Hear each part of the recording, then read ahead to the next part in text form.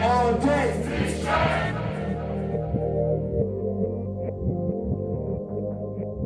So, what are you going to do after college?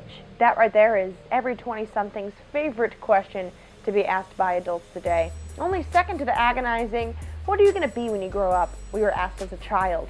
The only difference is that somehow, in some way, we're actually expected to know the answer to that question.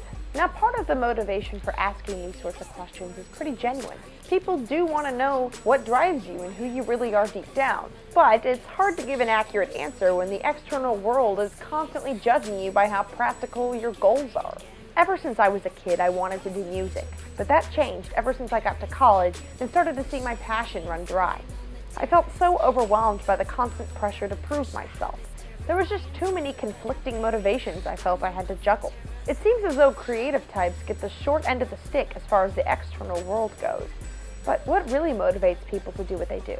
I was walking on the quad and it was something about the way that trees looked in the sunlight, and I was like, I have to be an artist. I just, there's all this beauty, and if nobody's gonna capture it for me, then I need to make sure I do.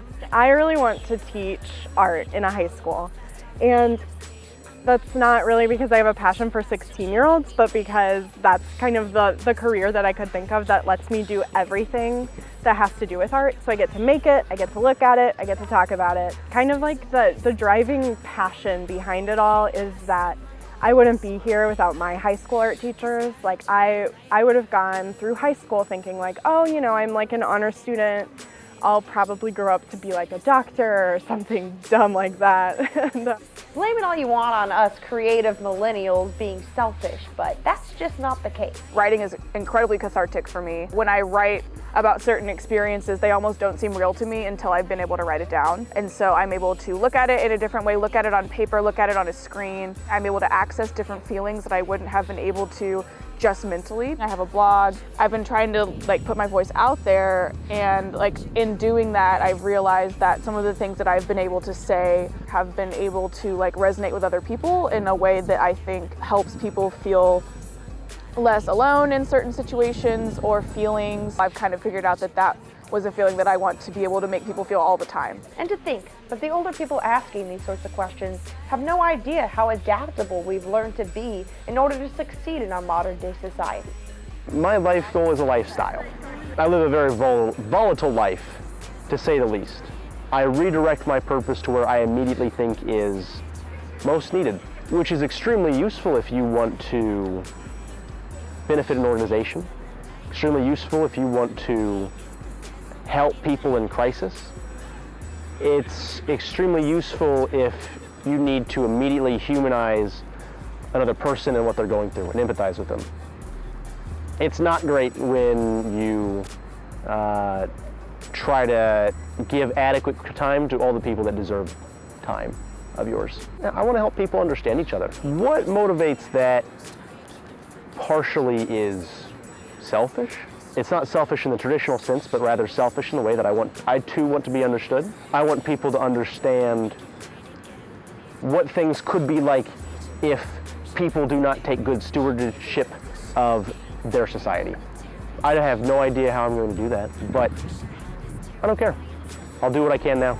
There's no definitive date where I can say, yep, I have helped my quota of people, and so I'm done. Time to retire. I'll collect my Social Security now. Thank you. No matter what you do, internal motivations are extremely important. After all, nobody has to live your life but you. I think that a lot of people who do things for credentials also all kind of read the same. They're the same type of kind of fake people. You literally aren't going to get any job you want because there's 15 million robots who sound just like you.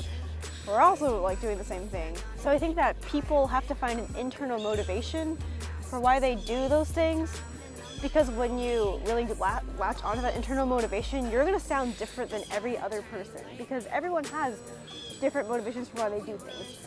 I mean, at a glance, no, because hello, we're all at college because we want to get a degree. That's a motivation. We're all at college because we, want to be with our peers and really learn things within that little reason why we get a degree. There's another thing that sounds similar. But at the end of the day, what we want to do with our lives and how we even got to that point is so unique and so important. And I think that assessing your motivations means assessing your past plans, your present plans, and your future plans and see how they line up into a pattern. Remember that your life goal is not necessarily synonymous with your career goal. Even though I did drop my music major, I still plan to perform every chance I get in my adult life. Creativity never has to stop, no matter what world we may live in.